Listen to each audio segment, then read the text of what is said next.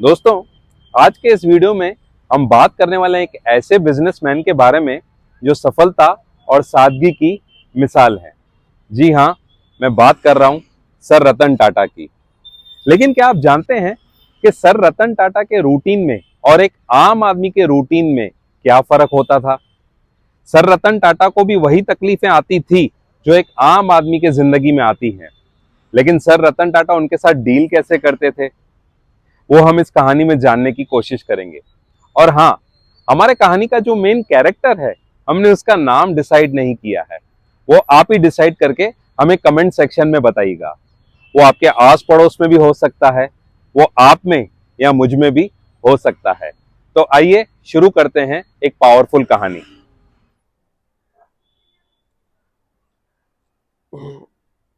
क्या बकवास चाय है यार। लगता है आज का दिन भी खराब जाने वाला है।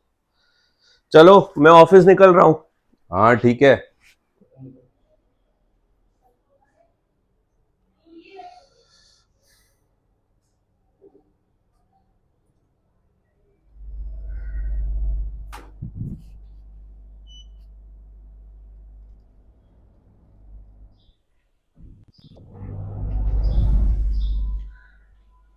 Good morning sir.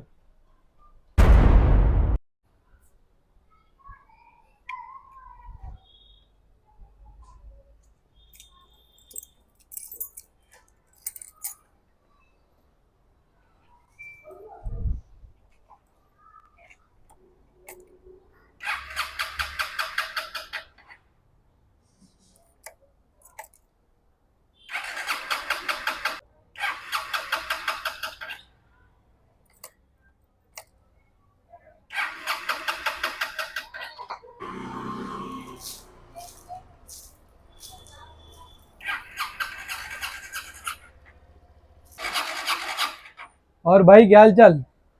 बस यार, चल रहा है। वो जो तूने न्यू बिजनेस खोला था होटल का, उसका क्या हुआ? क्या बताऊँ यार, बिजनेस और सेल्फ कॉन्फिडेंस दोनों खो चुका हूँ। आगे से कभी कोई बिजनेस के लिए बोलेगा ना तो मैं तो सोचूंगा ही नहीं। ठीक है, चल मिलते। चलो।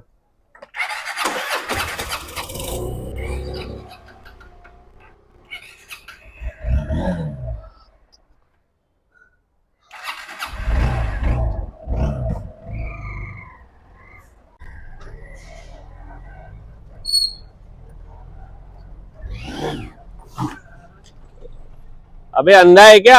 एक तो आप ही तेजी में आ रहे हो, ऊपर से मेरे को बता रहे हो। बेटा ऑफिस के लिए लेट हो रहा है, वरना तेरे को बताता था मैं। रुक। बता दे हाँ।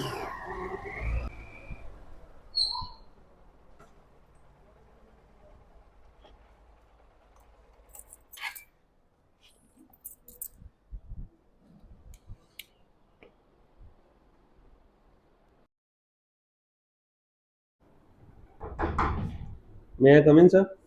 Yes good morning sir. Sir, इसे गुड मॉर्निंग नहीं, गुड आफ्टरनून कहते हैं। ओ सॉरी सर, थोड़ा लेट हो गया।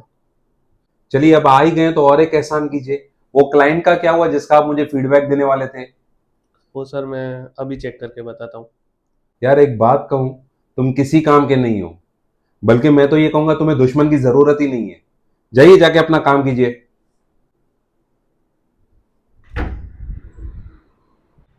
तो देखा आपने हमारे कैरेक्टर का रूटीन और सर रतन टाटा के रूटीन में क्या फर्क है। हम आपको ये बताने की कोशिश करेंगे। हमारा जो कैरेक्टर है वो अपने आप से नेगेटिव सेल्फ टॉक कर रहा था, जबकि सर रतन टाटा अपने साथ कभी भी नेगेटिव टॉक नहीं करते थे।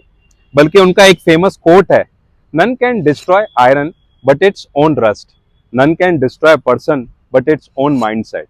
इंसान का अगर सबसे बड़ा कोई दुश्मन है तो उसका नेगेटिव माइंडसेट है।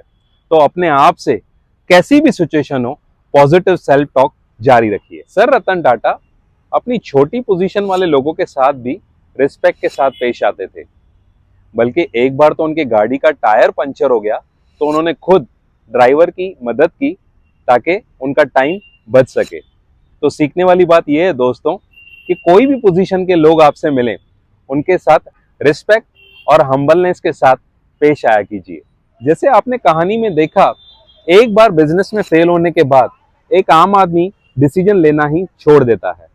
लेकिन सर रतन टाटा कभी ऐसा नहीं करते थे, बल्कि उनका तो मानना था fail fast, learn fast and become successful. उनकी भी कई सारी डिसीजंस फेल गई थी, जैसे टाटा नैनो, बट उन्होंने कभी भी डिसीजन लेना नहीं छोड़ा और आगे चलकर टाटा हैरियर, नेक्सॉन ईवी, पंच जैसी कई सक्सेसफुल गाड़ियां उन्होंने लॉन्च की।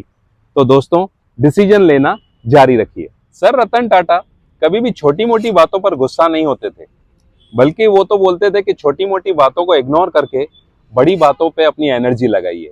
उनका एक फेमस कोट है, take the stones thrown at you and use them to build a monument. Sir Ratan Tata criticism को बहुत ही पॉजिटिवली लेते थे, बल्कि एक बार का किस्सा है कि फोर्ड कंपनी ने टाटा कंपनी के साथ डील करने से मना कर दिया। तब टाटा ने अपने आप को इतना इम्प्रूव किया कि आगे चल के टाटा ने फोर्ड कंपनी की जैगुआर और लैंड रोवर के राइट्स को एक्वायर किया। दोस्तों, ये सब सुनने के बाद एक बात तो आपको माननी भी पड़ेगी कि सर रतन टाटा थे सिंपल भी और पावरफुल भी। Please subscribe. Very simple, very powerful.